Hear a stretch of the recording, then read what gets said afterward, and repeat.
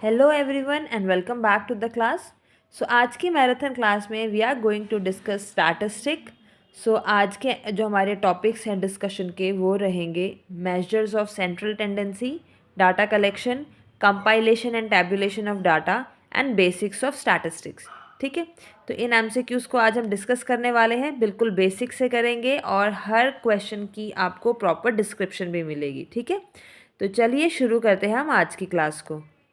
Data collection. तो चलिए शुरू करते हैं आज की क्लास। सबसे पहला क्वेश्चन हमें पूछ रहे हैं, which of the following is the main objective of data collection in statistic. मतलब इनमें से कौन सा स्टैटिस्टिक के डेटा कलेक्शन का मेन ऑब्जेक्टिव है? To eliminate bias, to simplify analysis, to obtain reliable information या फिर टू क्लासीफाई डाटा। तो सही आंसर है option number C, to obtain reliable information. देखो students, whenever we talk about data collection, the first thing you must remember is why we collect data. हम data क्यों collect कर रहे हैं? तो जो मेन ऑब्जेक्टिव है ना, वो क्लासिफिकेशन नहीं होता है, ना टैब्यूलेशन होता है, बट क्या होता है? रिलायबल इंफॉर्मेशन को कलेक्ट करना जो कि रेलेवेंट हो, काम की हो, यूज़फुल हो। ठीक है, ताकि उससे सही कंक्लूजन आप ड्रॉ कर सकें।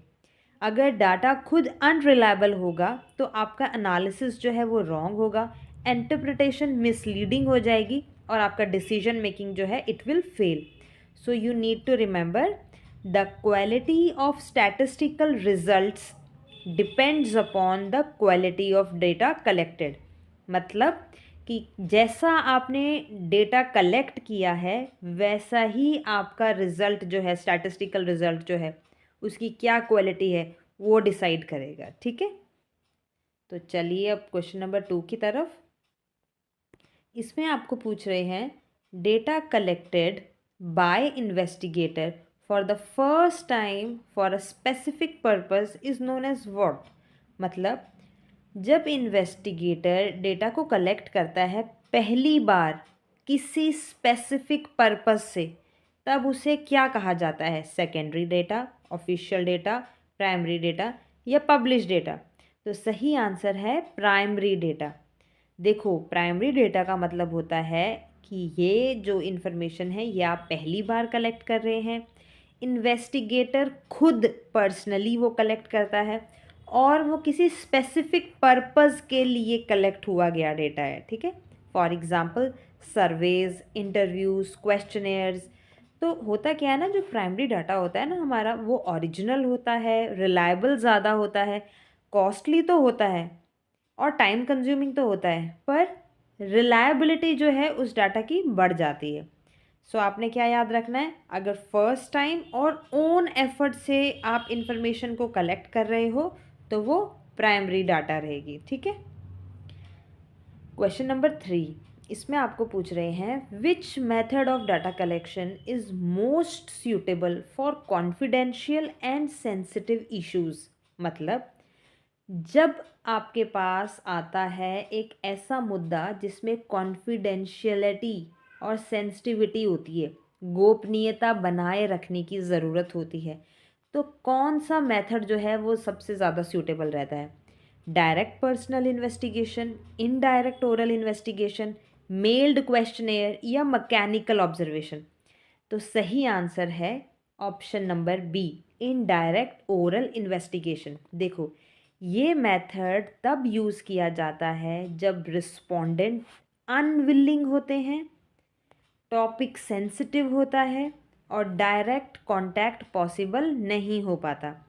तो बजाय इसके कि डायरेक्टली उसी इंसान से हम पूछें, वो जो इन्वेस्टिगेटर है ना वो एक्सपर्ट्स से पूछता है, विटनेस से पूछता है या थर्ड पार्टी से पूछता है ना। जैसे मान लो कहीं किसी का मर्डर हुआ है, तो जो डायरेक्ट पर्सन इन्वॉल्व है वो कौन है? वो बंदा जिसकी डेथ हो गई है, जिसका मर्डर हुआ है। तो इस केस में उससे तो इन्फॉर्मेशन कलेक्ट की ही नहीं जा सकती है, तो किससे इन्फॉर्मेशन कलेक्ट होती है? विटनेस से, थर्ड पार्टी से। तो ये जो पुलिस वाले भी जो इन्वेस्टिगेशन करते हैं ना, वो भी इनडायरेक्ट ओरल इन्वेस्टिगेशन के अंडर आती है, ठीक है।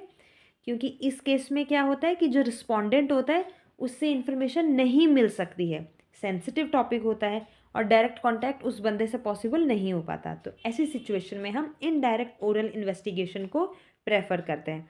फॉर एग्जांपल और कौन कौन से केसेस हैं जहाँ पर आपका ये इनडायरेक्ट ओरल इन्वेस्टिगेशन चलता है? वो है करप्शन हो कहीं पर, वो आपने इन्वेस्टिगेट करना हो, या ब्लैक मार्केटिंग को इन्वेस्टिगेट करना हो।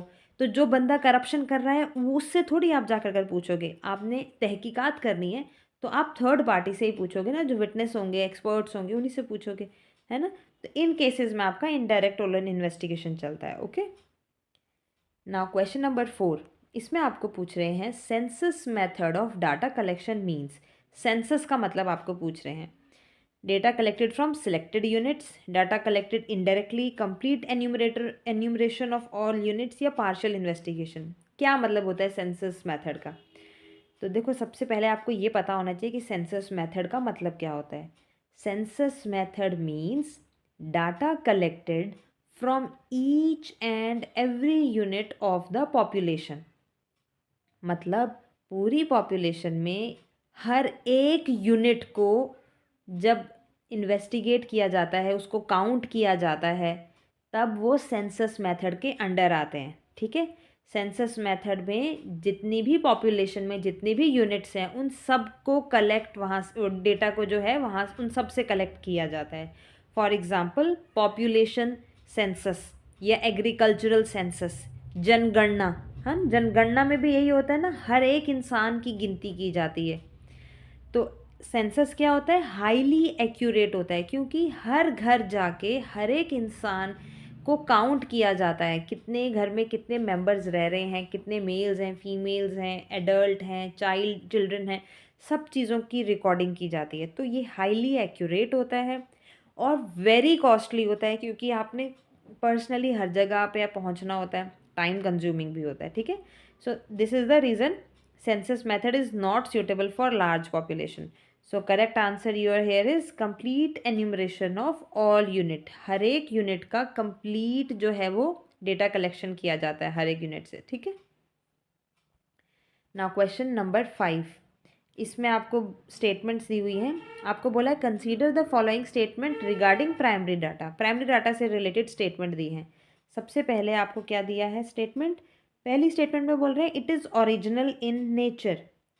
यस, सही बात है, प्राइमरी डेटा जो है वो बिल्कुल ओरिजिनल होता है। It is collected for the first time. Yes, this is also true, क्योंकि पहली बार ही कलेक्ट किया जाता है प्राइमरी डाटा। फिर तीसरा बोल रहे हैं it is less costly than the secondary data. ये लाइन गलत है, क्योंकि सेकेंडरी डाटा जो है ये ज़्यादा सस्ता होता है।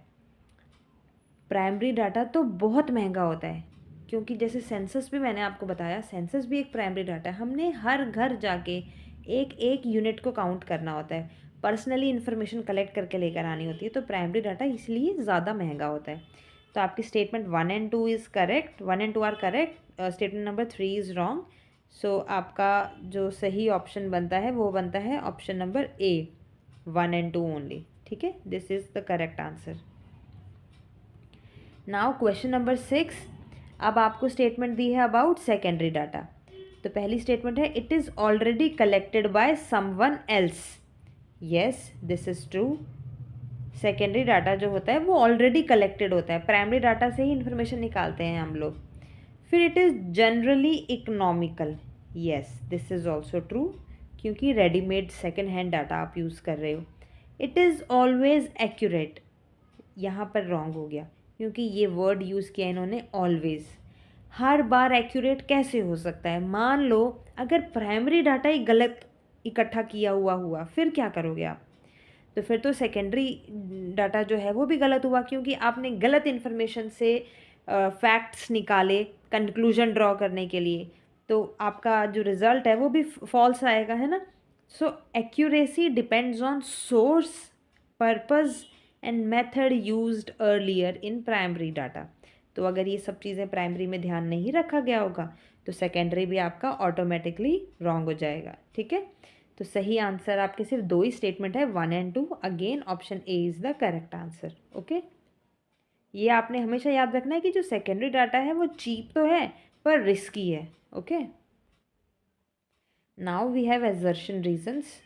एजर्शन दिया है indirect oral investigation is suitable when respondents are in unwilling to give information. मतलब इनडायरेक्ट ओरल इन्वेस्टिगेशन तब सही है जब रिस्पोंडेंट्स जो हैं इंफॉर्मेशन देने में सक्षम नहीं है या इच्छा उनकी नहीं है। तो यस, ये असर्शन जो है बिल्कुल सही है। इनडायरेक्ट ओरल इन्वेस्टिगेशन इसीलिए काम करता है क्योंकि इन्फॉर्मेशन जो है हम थर्ड पार्टी से कलेक्ट करते हैं, है ना। फिर रीज़न आपको दिया, in this method information is collected from third person और experts. This is also true and इसकी एक्सप्लेनेशन भी ये बिल्कुल सही तरीके से दे रहा है। This is the reason, this is exactly why it suits unwilling respondents. क्योंकि आप इनडायरेक्ट ओरल इन्वेस्टिगेशन में जो वो बंदा मेन है उससे इन्फॉर्मेशन नहीं कलेक्ट कर पाते हैं, तो इसलिए आपको किसी और से, विटनेस से, एक्सपर्ट से उनके पास पहुंचना पड़ता है। ठीक है, सो आपका assertion is absolutely correct and reason भी आपका करेक्ट एक्सप्लेनेशन दे रहा है एजर्शन को। तो option number A is the correct answer. Okay, now question number 8। इसमें आपको पूछ रहे हैं, एजर्शन दिया है census method is rarely used in large population. अब देखो यहाँ पे क्या बोल रहे हैं, सेंसस मेथड जो है वो लार्ज पॉपुलेशन में बहुत रेयर यूज़ किया जाता है ना। अब देखो इसका मतलब दोबारा समझो। जो सेंसस है वो पूरी पॉपुलेशन को कवर करता है, बहुत सारा मैन पावर चाहिए होता है, बहुत सारा मनी चाहिए, बहुत सारा टाइम चाहिए। तो अगर बहुत लार्ज पॉपुलेशन हुआ फिर तो मुश्किल हो जाएगा ना, तो इसीलिए it is rarely used in large population. So the assertion is correct. Reason दिया है census method is costly and time consuming. Yes, absolutely correct, time consuming भी है और कॉस्टली भी है। So both assertion reasons are true and are explains a. Option number A is correct answer. Now we have some case based questions. 9th question में आपको पूछ रहे हैं, a researcher collects employment data directly from all government offices in Jammu and Kashmir. Which method of data collection is being used? मतलब एक researcher को क्या collect करना था, एम्प्लॉयमेंट डाटा कलेक्ट करना था। कहाँ से कलेक्ट करना था, जम्मू एंड कश्मीर के जितने भी गवर्नमेंट ऑफिसेज हैं डायरेक्टली वहाँ से उसे एम्प्लॉयमेंट डाटा जो है वो चाहिए था। तो कहते हैं कौन सा डाटा कलेक्शन उसे यूज़ करना पड़ेगा, sampling, indirect oral investigation, census या क्वेश्चनेयर मेथड। देखो पहले सही आंसर सुनो फिर उसका कारण जानो। सही आंसर है सेंसस मेथड। अब देखो कारण सुनो, here the data is collected from all government offices, all, not selected one कि ये स्पेसिफिक इन ऑफिसेस से चाहिए, नहीं, सभी के सभी गवर्नमेंट ऑफिसेस से इंफॉर्मेशन चाहिए। तो जहाँ पर आपके पास ऑल यूनिट्स आ जाती हैं वहाँ पर कौन सा मेथड यूज़ होता है, सेंसस। सिलेक्टेड जब होता तो फिर हम सैम्पलिंग बोलते, पर यहाँ पे ऑल, सभी के बारे में आपने जाना है इसलिए सेंसस मेथड को यूज़ करेंगे। Okay, now question number 10। इसमें आपको पूछ रहे हैं, data published by reserve bank of India is an example of what. RBI भी डाटा पब्लिश करती है ना, तो उससे कौन सा डाटा कहा जाता है, primary unpublished data, secondary published data, primary official data या इंटरनल डाटा। तो सही आंसर है option B, secondary published data. देखो आरबीआई का जो डाटा है वो ऑलरेडी कलेक्टेड है, ऑफिशियली पब्लिश्ड है और it is used by others, so it is secondary and published. Okay, so option B is correct answer. Now we have some conceptual MCQs. Question number 11 में पूछ रहे हैं, which of the following is not a source of secondary data। इनमें से कौन सा secondary data का source नहीं है, government publications, research journals, census reports या पर्सनल इंटरव्यूज़? तो सही आंसर है आपके पास ऑप्शन डी, पर्सनल इंटरव्यूज़। जो पर्सनल इंटरव्यूज़ होते हैं वो एक डायरेक्ट मेथड है, वो एक प्राइमरी डाटा है, क्योंकि आप पर्सनली क्वेश्चंस पूछते हो ना सामने वाले से। ये तो सारे के सारे आपके सेकेंडरी डाटा के ही सोर्स हैं, बस पर्सनल इंटरव्यू जो है वही आपका प्राइमरी डेटा का सोर्स है। Okay, so correct answer will B D. Now question number 12, इसमें आपको पूछ रहे हैं the method of data collection best suited when the investigator has limited time and resources is, मतलब जब इन्वेस्टिगेटर के पास लिमिटेड टाइम है और लिमिटेड रिसोर्सेज हैं तब कौन सा मेथड उसको यूज़ करना चाहिए? सेंसस, सैम्पलिंग, डायरेक्ट इन्वेस्टिगेशन या इनडायरेक्ट इन्वेस्टिगेशन? तो सही आंसर है सैम्पलिंग मेथड। सैम्पलिंग मेथड को हम यूज़ ही तब करते हैं जब हमारे पास टाइम और रिसोर्सेज लिमिटेड होते हैं और पॉपुलेशन लार्ज जब होती है तब सैम्पलिंग को हम यूज़ करते हैं। ठीक है, so you need to remember large population और लिमिटेड रिसोर्सेज के केस में हम सैम्पलिंग को प्रेफर करते हैं हमेशा। ओके, नाउ क्वेश्चन नंबर 13, इसमें आपको पूछ रहे हैं which of the following is a major limitation of mailed questionnaire method? Mailed questionnaire method का मेजर लिमिटेशन क्या है? उसकी हाई कॉस्ट होती है, उसमें पर्सनल बायस होता है, लो रिस्पॉन्स रेट होता है या लैक ऑफ यूनिफॉर्मिटी होती है? तो सही आंसर है लो रिस्पॉन्स रेट होता है। आप खुद सोचो, आपकी जीमेल में कितनी सारी मेल्स आई हुई हैं, क्या आपने कभी भी सीरियस होकर के कोई मेल को देखा है? नहीं, क्योंकि वो बहुत ही कुछ हमारे काम की होती हैं और कुछ बिल्कुल ही ऐसी होती हैं, तो हम उनको क्या कर देते हैं, बिल्कुल इग्नोर कर देते हैं, उनको कभी रिस्पॉन्ड ही नहीं करते हैं, यहाँ तक कि उनको कभी ओपन भी नहीं करते हैं। तो मेल्ड क्वेश्चनेयर मेथड में होता ही ऐसा ही है। इधर क्या होते हैं, मेल्स को इग्नोर कर दिया जाता है, बिल्कुल इनकम्प्लीट रिटर्न कर दिया जाता है या फिर कभी रिटर्न ही नहीं किया जाता है क्वेश्चनेयर्स को। इसी वजह से उनके रिस्पॉन्स रेट जो है वो लो रहते हैं। सही आंसर रहेगा ऑप्शन सी, और यही इसका एक मेजर लिमिटेशन भी है। Okay, now we have some matching and logical MCQs. तो आपको क्वेश्चन में पूछ रहे हैं which of the following pair is correctly match? कौन सा सही मैच किया है आपने वो बताना है। पहला है census method is partial investigation, तो ये तो गलत हो गया ना, सेंसस में पार्शियल इन्वेस्टिगेशन थोड़ी होती है, वहाँ पे तो कंप्लीट इन्वेस्टिगेशन होती है, तो ये तो इनकरेक्ट है। याद रखना क्वेश्चन में करेक्टली मैच वाला बताना है आपने। फिर ऑप्शन बी में बोला है सैम्पलिंग मेथड को कंप्लीट एन्यूमरेशन, कंप्लीट तो होता ही नहीं है उसमें, क्योंकि वो सैम्पलिंग है तो उसमें से कुछ सैंपल लिया जाता है सिलेक्टेड, तो ये भी सही नहीं है।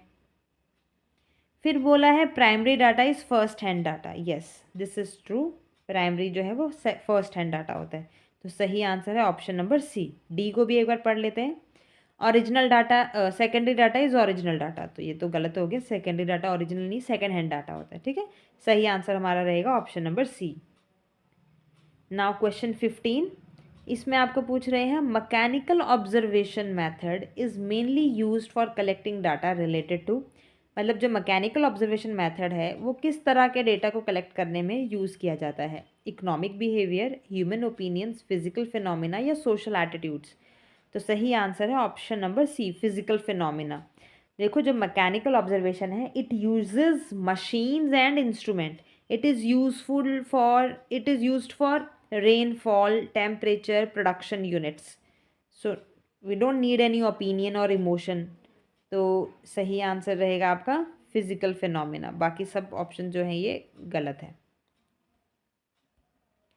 नाउ क्वेश्चन नंबर 16, इसमें आपको पूछ रहे हैं the reliability of primary data depends mainly on, मतलब प्राइमरी डाटा मेनली उसका जो विश्वास है किसके ऊपर निर्भर करता है?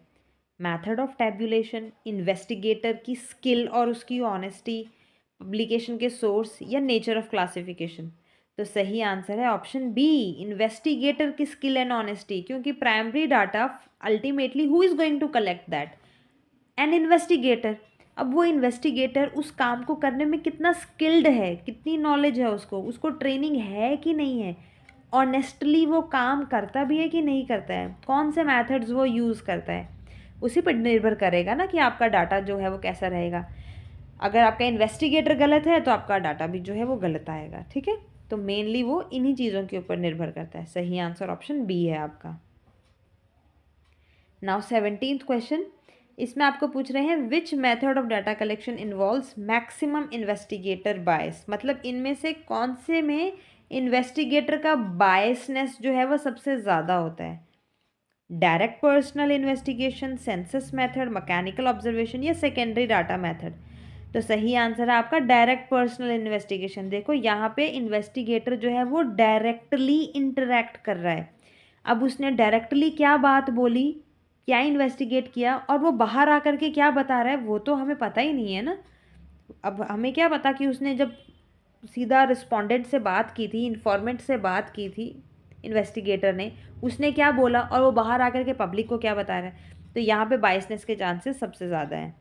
और सबसे, अगर ये तो क्वेश्चन में पूछा था मैक्सिमम इन्वेस्टिगेटर बायस, मान लो अगर आपको पूछा जाता मिनिमम इन्वेस्टिगेटर बायस, सबसे कम कहाँ बायसनेस होती है, तो वो है मैकेनिकल ऑब्जर्वेशन। अभी में हमने पढ़ा ना मैकेनिकल ऑब्जर्वेशन, क्या रेनफॉल वगैरह आपने प्रिडिक्ट करनी है, तो उसमें थोड़ी आप झूठ बोलोगे नहीं नहीं कल बारिश होने वाली है या कल धूप निकलने वाली है, तो वहाँ पे लीस्ट बायसनेस होती है और डायरेक्ट पर्सनल इन्वेस्टिगेशन में मैक्सिमम बायसनेस होती है, ठीक है। अब क्वेश्चन नंबर 18, इसमें आपको पूछ रहे हैं sampling method is preferred over census method because, मतलब सैम्पलिंग मेथड को ज़्यादा पसंद किया जाता है सेंसस के मुकाबले में, ऐसा क्यों? क्योंकि सैम्पलिंग ज़्यादा एक्यूरेट होता है, सैम्पलिंग कम टाइम लेता है, सैम्पलिंग में बायसनेस नहीं होती, या सैम्पलिंग हमेशा रिलायबल होता है।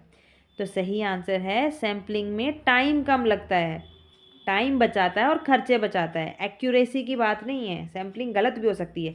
जब आपने चेक करना होता है कि कुकर में चावल बने कि नहीं बने, आप सारे चावलों को थोड़ी टच करते हो, आप बस एक चुटकी चावल निकालते हो, पर हो सकता है आपने जो उठाया वो आपको कच्चा लगे पर नीचे नीचे जो है वो पक गया हो, है ना।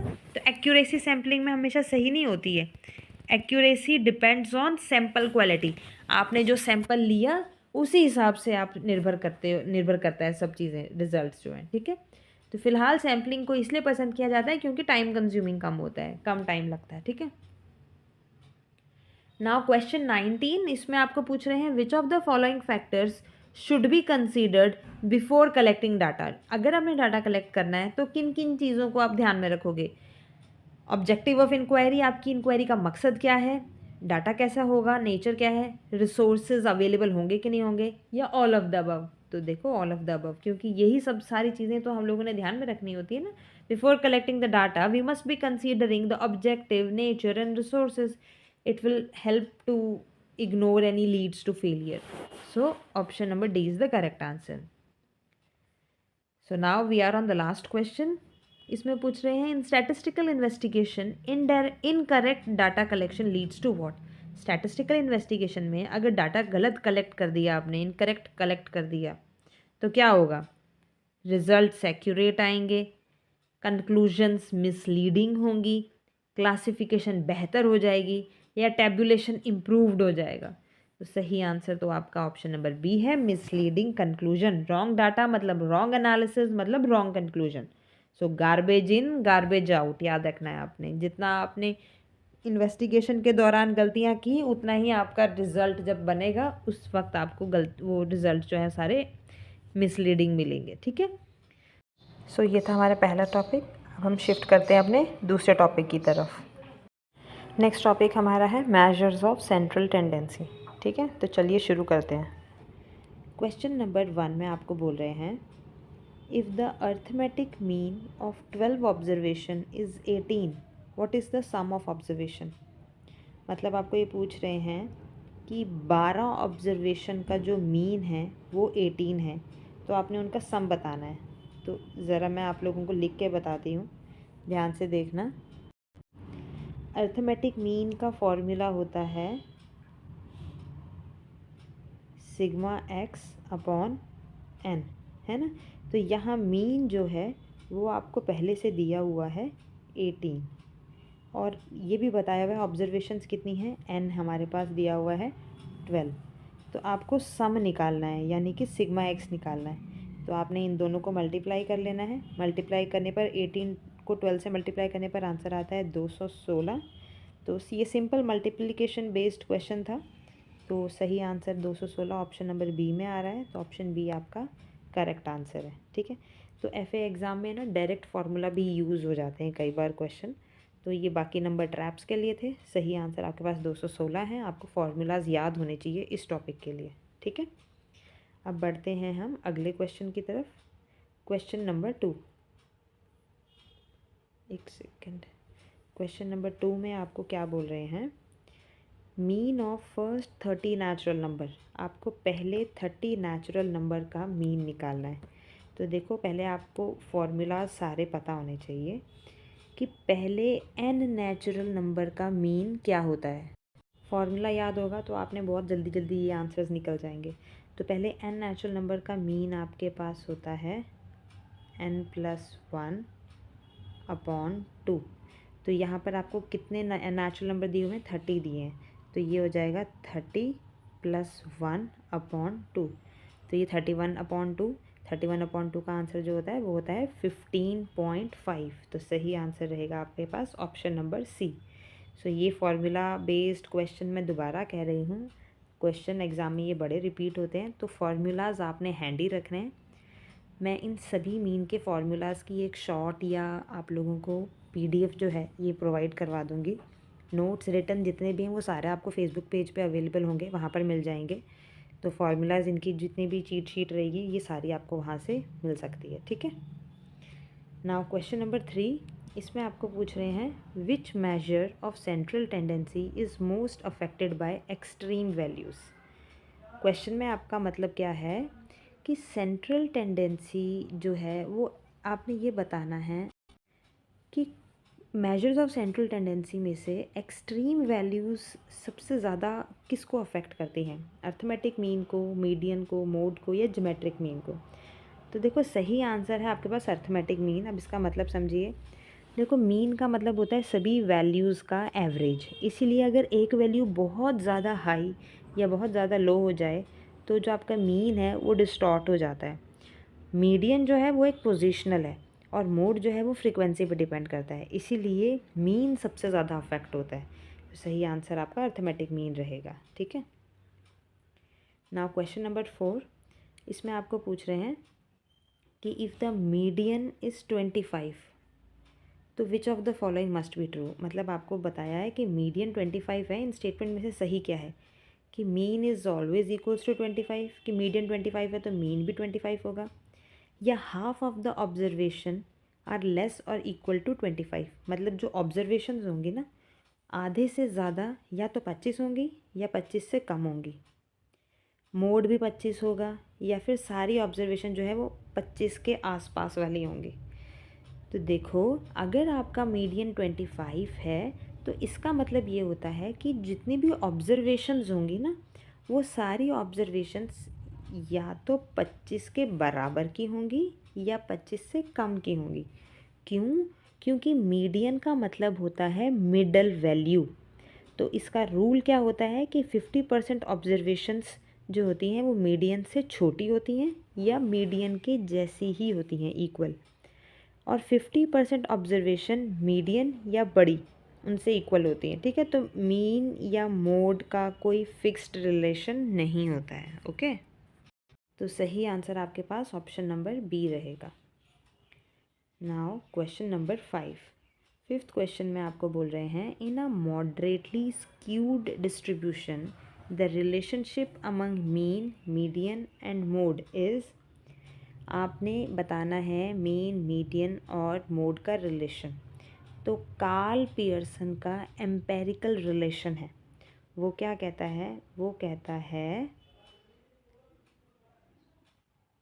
कहता है mean minus mode is equals to 3 mean minus median. ठीक है। अब इसको अगर आप रीअरेंज कर देते हो तो रीअरेंज करने पर ये फॉर्मूला बनता है आपका mean plus mode is equals to 2 median. तो ये कार्ल पियर्सन का फॉर्मूला था और ये एग्ज़ाम में आने के चांसेस इसके बहुत ज़्यादा होते हैं। तो सही आंसर आपके पास रह रहा है ऑप्शन नंबर डी। ठीक है, ध्यान रहे, mean plus mode is equals to 2 median. ये कार्ल पियर्सन का एम्पेरिकल रिलेशन कहा जाता है इसको। ठीक है, नाउ क्वेश्चन नंबर 6, इसमें आपको पूछ रहे हैं which of the following averages can be determined graphically. इनमें से कौन सी एवरेज को आप ग्राफ के रूप में भी प्रेजेंट कर सकते हो, डिटर्मिन कर सकते हो, मीन को, मीडियन को, मोड को या ज्योमेट्रिक मीन को। तो सही आंसर आपके पास है मीडियन। मीडियन को हम ओजाइव कर्व या कॉम्युलेटिव फ्रीक्वेंसी ग्राफ से भी निकाल सकते हैं। मीन और जो ज्योमेट्रिक मीन है ये ग्राफिकली पॉसिबल नहीं होते हैं। ठीक है, तो इसलिए सही आंसर मीडियन रहेगा आपके पास। नाउ क्वेश्चन नंबर 7, इसमें आपको पूछ रहे हैं if the mean of n observation is 20, मतलब आपको मीन दिया हुआ है 20 और फिर बोल रहे हैं and one observation 10 is replaced by 30। इस टाइप के क्वेश्चन एग्जाम में बहुत आते हैं। मतलब मीन जो है वो 20 है, बाद में क्या हुआ कि एक ऑब्जर्वेशन जो थी 10 थी एक ऑब्जर्वेशन, उसे रिप्लेस कर दिया 30 से, मतलब 10 की जगह 30 डाल दिया। तो अब ये आपको बोल रहे हैं कि जो न्यू मीन होगा वो क्या होगा, वो बढ़ेगा, कितने से बढ़ेगा वो बताना आपने, इंक्रीज बाय, डिक्रीज बाय या रिमेन अनचेंज। ये वैल्यूज़ इसमें मिस हो गई थी। 20/n से इंक्रीज़ करेगा, 10/n से इंक्रीज़ करेगा, 10/n से डिक्रीज़ करेगा या अनचेंज रहेगा। तो देखो इसमें क्या है, वैल्यू में क्या चेंज आया आपका कि 30 रखना था और 10 नहीं रखना था, है ना। तो चेंज इन वैल्यू आपके पास कैसे निकालोगे, 30 प्लस में रहेगा क्योंकि वो रखना है, 10 नहीं रखना, 10 माइनस कर दोगे तो आंसर आपके पास आ रहा है +20। तो जो आपका मीन चेंज है ना वो होगा, उसका फॉर्मूला क्या होता है, एक सेकेंड, मीन चेंज का फॉर्मूला होता है, चेंज इन मीन, इसमें फॉर्मूला होता है जो भी आपके पास चेंज आया वो न्यूमिनेटर में और डिनोमिनेटर में आता है n। तो हमारे पास कितने का चेंज आया, +20 आया ना, +20 अपॉन n। तो इसमें क्या हुआ कि आपका 20 से ये इंक्रीज़ कर रहा है ना। अब यहाँ पर मिस्टेक क्या हो जाती है, कई बच्चे क्या करते हैं कि आपके पास +20 अपॉन n आया तो वो सोचेंगे कि 20 से इंक्रीज़ हो रहा है, ऑप्शन ए में भी मैच कर रहा है तो ऑप्शन ए सही आंसर होगा। बट नो, यहाँ पर आपके पास जो +20 आया ना तो इसका मतलब क्या हुआ कि मीन ऑलरेडी इंक्लूड 10 है ना, ये वाला 10 तो ऑलरेडी इसके अंदर इंक्लूड है। तो एक्चुअल इंक्रीमेंट कितना हुआ है, एक्चुअल इंक्रीमेंट हुआ है आपका 10 का। तो अल्टीमेटली ये आपके पास क्या बचेगा, +10/n। तो ये कंसेप्चुअल ट्रैप का क्वेश्चन है, इसमें आपने ध्यान रखना है। तो फाइनली ये कितने से इंक्रीज़ हुआ, 10 से। तो सही आंसर आपके पास ऑप्शन नंबर बी रहेगा। ठीक है, now question number 8, question number 8 पढ़ते हैं।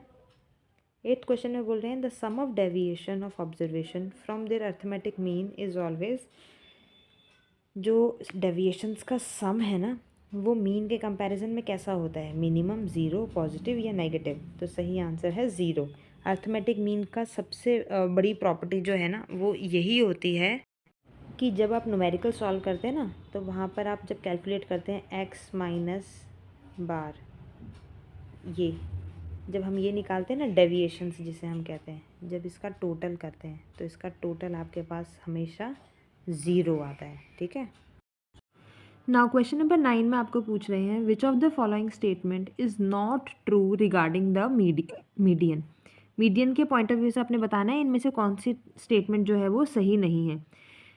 It is a positional average, it is not affected by extreme values, it can be calculated for open and distribution, it is based on all observation.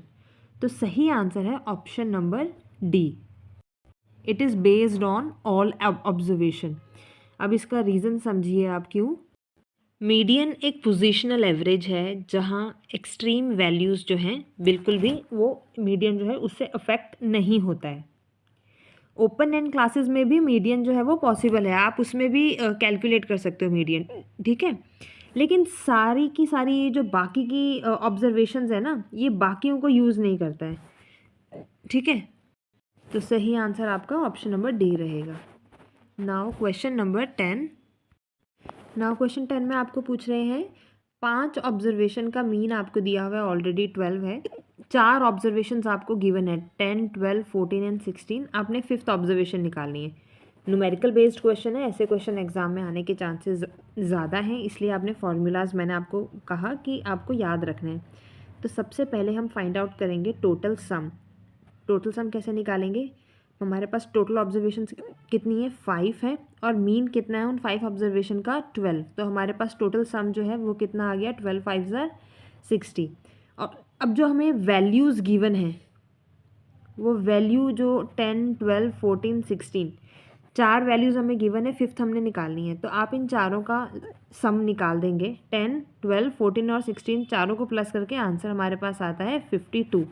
अब हमने निकालनी है अपनी missing value.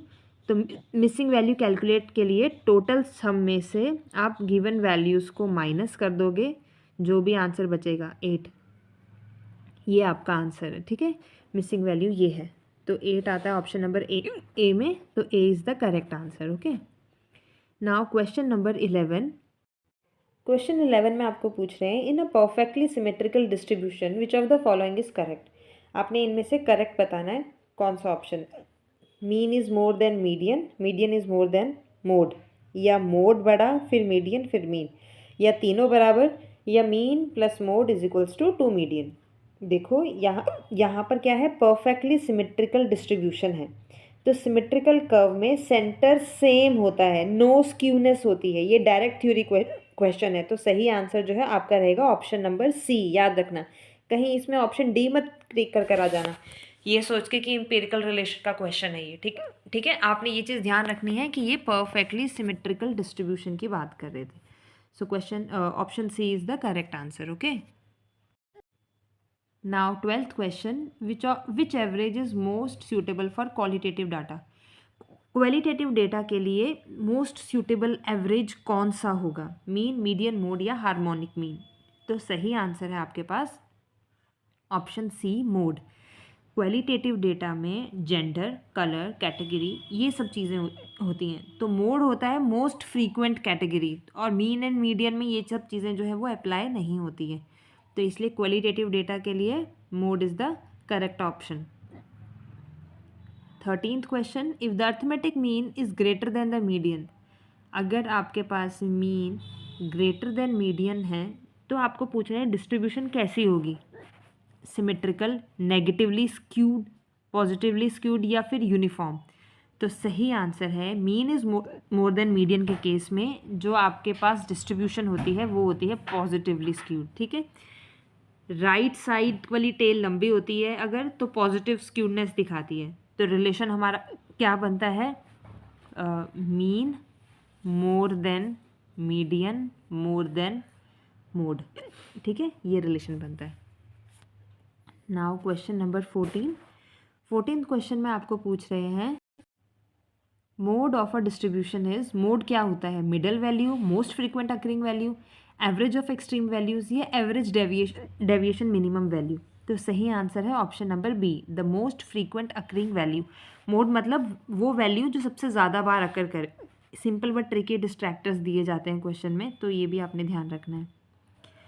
15th question में पूछ रहे हैं for which type of data is arithmetic mean not appropriate. मतलब किस इनमें से किस तरह के डाटा के केस में अर्थमेटिक मीन सही ऑप्शन नहीं है कैलकुलेट करना? Individual data, discrete series, continuous series, या फिर ओपन एंड क्लासेस?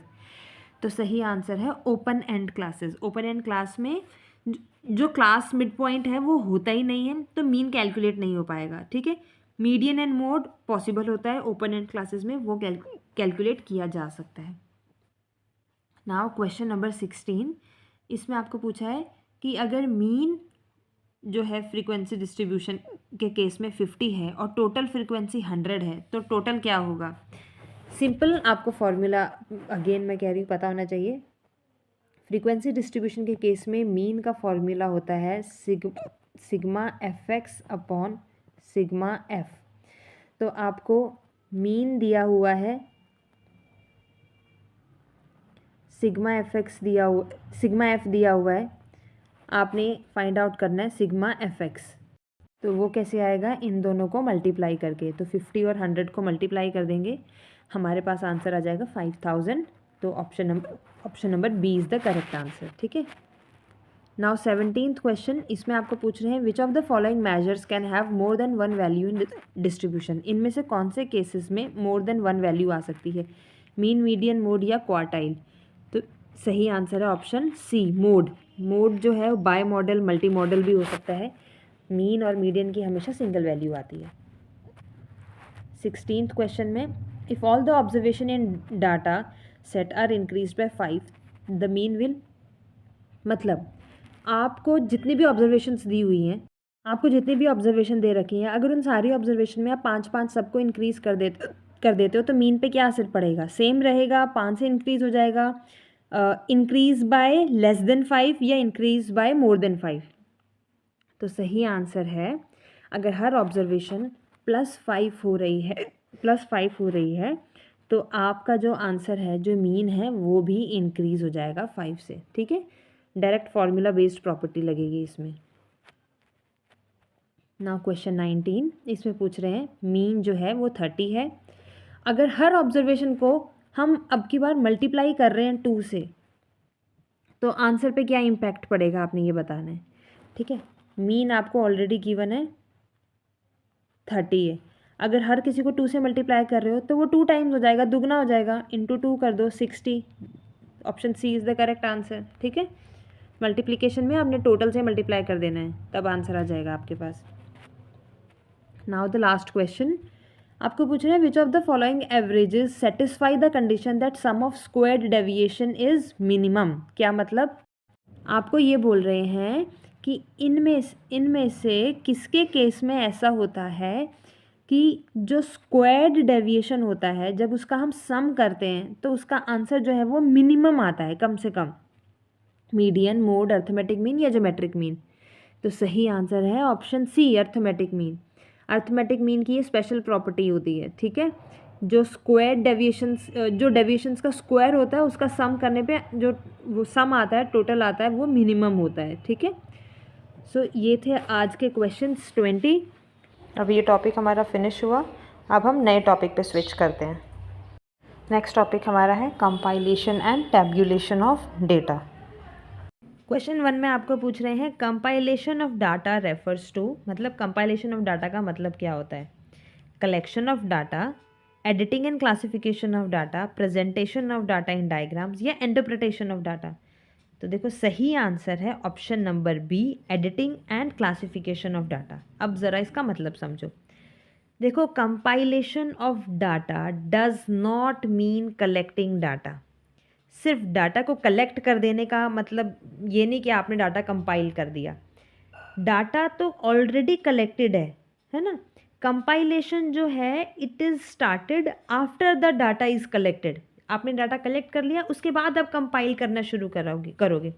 कंपाइलेशन में होता क्या है, कंपाइलेशन इंक्लूड्स एडिटिंग, जिसमें हम एरर्स को चेक करते हैं, एंड क्लासिफिकेशन, जिसमें हम डाटा को लॉजिकली ग्रुप करते हैं।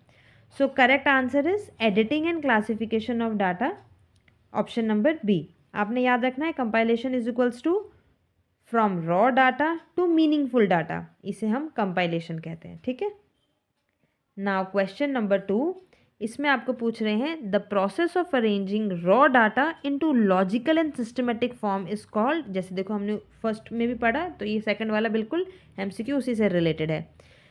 रॉ डाटा को लॉजिकल एंड सिस्टमेटिक फॉर्म में कन्वर्ट करने की प्रोसेस को हम क्या कहते हैं, इसे ही हम कंपाइलेशन कहते हैं। रॉ डाटा आपका बिल्कुल यूजलेस होता है जब तक उसे आपने प्रॉपरली अरेंज नहीं किया हो।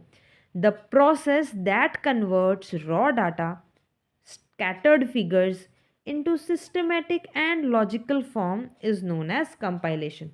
Hence option B is the correct answer. Okay, now question number 3, इसमें आपको पूछ रहे हैं which of the following is the first step in compilation of data. Now you are going to compile the data. What is the first step? First step is editing. Why? कारण समझो। देखो, classifying और tabulation से पहले हमारी wrong entries होती हैं, incomplete answers होते हैं और बड़े सारे इररेलेवेंट डाटा होते हैं जिन्हें आपको रिमूव करना पड़ता है। ठीक है। इसीलिए एडिटिंग एक मेजर रोल प्ले करता है, इसीलिए इसको स्टेप 1 में डाला हुआ है। आपने ऑर्डर याद करना है एग्ज़ाम के लिए। सबसे पहले होती है एडिटिंग, फिर उसके बाद आती है क्लासिफिकेशन, और फिर सबसे लास्ट में होती है टैब्यूलेशन। ठीक है, ECT, ये है आपके कंपाइलेशन ऑफ डाटा के process. Okay, now question number 4, इसमें आपको पूछ रहे हैं टैब्यूलेशन मीन्स, टैब्यूलेशन का मतलब पूछ रहे हैं आपको। तो टैब्यूलेशन का मतलब होता है arrangement of data in rows and column. Tabulation शब्द बना है टेबल से, तो टेबल हमें पता है, हम रो एंड कॉलम इस तरह से बनाते हैं, है ना। Tabulation has very fixed meaning in statistic. Tabulation मतलब data arranged in rows and columns for easy comparison and good analysis. So correct answer is option number B. Okay. Now we have some statement based MCQs. तो आपको पूछ रहे हैं, you have to consider the following statement regarding the compilation of data. Compilation based statements आपको दी हुई हैं। तो पहली स्टेटमेंट आपको यहाँ पे है, it involves scrutiny of collected data. Yes, this is true. Compilation में हम जो डाटा कलेक्ट किया उसको सबसे पहले उसकी स्क्रूटनी करते हैं। ठीक है, स्क्रूटनी का मतलब होता है किसी चीज़ को ध्यान से, गहरी सोच से पढ़ना। ठीक है, तो सबसे पहले हमने जो डाटा कलेक्ट किया उसकी स्क्रूटनी करेंगे हम। तो स्टेटमेंट 1 बिल्कुल सही है। स्टेटमेंट 2 बोल रहे हैं, it helps in removing errors and inconsistencies. तो यस, ये भी बिल्कुल सही है, ये भी रिमूव किया जाता है। फिर स्टेटमेंट 3 में बोल रहे हैं, it is done after tabulation. Now this is wrong, क्योंकि कंपाइलेशन टैब्यूलेशन से पहले की जाती है, बाद में नहीं। तो आपके सही स्टेटमेंट क्या बन रही है, स्टेटमेंट 1 एंड 2 ओनली। तो option A is correct. Now question number 6। Question 6 में आपको अगेन स्टेटमेंट्स दी हैं अबाउट टैब्यूलेशन। पहली स्टेटमेंट है, it facilitates comparison. Yes, tabulation से कंपैरिजन जो है वो आसान हो जाता है।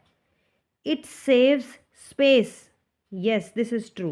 टेबल जो होते हैं, टैब्यूलेशन से क्या होता है, बहुत बड़ी इन्फॉर्मेशन को हम टेबल में बिल्कुल शॉर्ट समराइज्ड फॉर्म में लिख सकते हैं, तो सेव स्पेस बचाता है ये। It complicates data analysis. Now this is wrong, complicate नहीं करता, ये ईजी कर देता है। सो आपकी स्टेटमेंट 1 एंड 2 सही है, बस making option A correct answer. Okay, now question 7, assertion based. Assertion आपको दी हुई है, tabulation is an essential step before statistical analysis. So this is true, क्योंकि इससे पहले कि हम स्टैटिस्टिकल एनालिसिस करें, हम टेबुलेशन करते हैं, टेबल वाइज डेटा को अरेंज कर देते हैं। अब रीज़न क्या दिया है, tabulation presents data in compact and systematic form. Exactly, इसीलिए हम टेबुलेशन करते हैं, ताकि हमारे पास जो बहुत ही क्लमजी डाटा है उसको हम कॉम्पैक्ट और सिस्टमेटिक तरीके से लिख सकें, ताकि comparison, analysis, everything becomes easy. So आपकी असर्शन सही है, और रीज़न जो है असर्शन को सही तरीके से एक्सप्लेन कर रही है। So option A is the correct answer. ठीक है, सो JKSSB loves assertion, reason, logic questions, so be careful here. Okay, now question number 8। इसमें आपको असर्शन दिया है, compilation improves the quality of statistical data. This is true, compilation की मदद से statistical data की क्वालिटी जो है वो और इम्प्रूव हो जाती है। रीज़न दिया है, during compilation data is edited and checked for errors. This is also true, क्योंकि एडिटिंग रिमूव्स एरर, इसीलिए डाटा को एडिट किया जाता है। सो reason is directly explaining the assertion. So option A is correct answer. Okay. Now question number 9. ये conceptual MCQ है. Which of the following is not a function of tabulation? इनमें से क्या tabulation का function नहीं है? Simplification of data, comparison of data, detection of errors, saving of space. तो सही आंसर है detection of errors. आपको पूछा था टैब्यूलेशन का फंक्शन नहीं है, तो सिंप्लीफिकेशन ऑफ डाटा ये तो टैब्यूलेशन का फंक्शन है, सिंप्लीफाई करता है डाटा को, कंपैरिजन करने में आसानी होती है, स्पेस भी बचाता है। तो डिटेक्शन ऑफ एरर, ऐसा कुछ नहीं है कि टेबल बनाने से गलतियां पता चल जाएंगी। Error detection helps in compilation, not tabulation. तो ये बाकी आपके टैब्यूलेशन के फंक्शंस थे, सिर्फ ऑप्शन सी ही है जो गलत था। So option C is the correct answer. Now question 10, इसमें आपको पूछ रहे हैं tabulation helps statistical analysis by. Tabulation से स्टैटिस्टिकल एनालिसिस होती है कैसे? डाटा को कलेक्ट करने से, presenting data systematically, eliminating biasness, या इंक्रीजिंग एक्यूरेसी। तो सही आंसर है presenting data systematically. Tabulation does not collect और एलिमिनेट बायस। टैब्यूलेशन का कोई काम नहीं होता है कि बायसनेस को कलेक्ट करो या एलिमिनेट करो, उसका सिर्फ एक ही एजेंडा होता है, डाटा को सिस्टमेटिक तरीके से प्रेजेंट करना, ईजी अंडरस्टैंडिंग लेवल तक लेकर आना, ताकि क्विक एनालिसिस हो सके चीज़ों का। ठीक है, इसीलिए option B is the correct answer. Now we have some classification related MCQs। 11th question में आपको पूछ रहे हैं when data is arranged according to qualitative characteristics. जब डाटा को आप क्वालिटी, उसकी क्वालिटेटिव कैरेक्टरिस्टिक के बेसिस पे क्लासीफाई करते हैं, अरेंज करते हैं, तब उसे क्या कहा जाता है? क्रोनोलॉजिकल, जियोग्राफिकल, क्वालिटेटिव या क्वांटिटेटिव। तो सही आंसर है option number C, qualitative classification. देखो, जब डाटा को आप जेंडर, लिटरेसी, रिलीजन, ऑक्यूपेशन, इनके बेसिस पे अरेंज करते हैं, तब उसे क्वालिटेटिव क्लासिफिकेशन कहा जाता है। ओके, क्रोनोलॉजिकल में आ जाता है sequence wise, time wise, geographical में आ जाता है लोकेशन बेस्ड, और क्वांटिटेटिव में आ जाता है numerical based. Now question number 12। Question 12 में आपको पूछ रहे हैं a table showing population of different district of Jammu and Kashmir is an example of. मतलब एक टेबल है जिसमें क्या दिख रहा है? Population of different district of Jammu and Kashmir, JNK के अलग अलग डिस्ट्रिक्ट्स की पॉपुलेशन दिखा रहे हो आप। तो इस टेबल को हम क्या कहेंगे? Chronological table, geographical table, simple table या कॉम्प्लेक्स टेबल? तो सही आंसर है ज्योग्राफिकल टेबल। जैसे मैंने अभी आपको बताया, data of different districts, regions, states, when they are classified by area, it is called geographical table. So option B is the correct answer. Okay, now we have some tabulation types MCQs. So question 13 में आपको पूछ रहे हैं a table showing only one characteristics of data is called। मतलब ऐसा table जिसमें सिर्फ data का एक ही कैरेक्टर दिख रहा है, उसे कॉम्प्लेक्स टेबल बोलेंगे, जर्नल टेबल बोलेंगे, सिंपल टेबल बोलेंगे, कंपोजिट टेबल बोलेंगे। तो सही आंसर है उसे सिंपल टेबल बोलेंगे। सिंपल टेबल में सिर्फ एक ही कैरेक्टरिस्टिक दिखता है। For example population of JNK in 2024, जब ऐसा टेबल बनेगा तो उसे हम सिंपल टेबल कहेंगे। Okay, now question number 14th question में आपको पूछ रहे हैं a table showing data classified according to 2 और मोर कैरेक्टर इज कॉल्ड।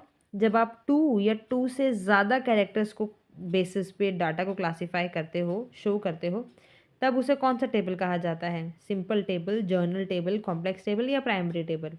तो सही आंसर है कॉम्प्लेक्स टेबल।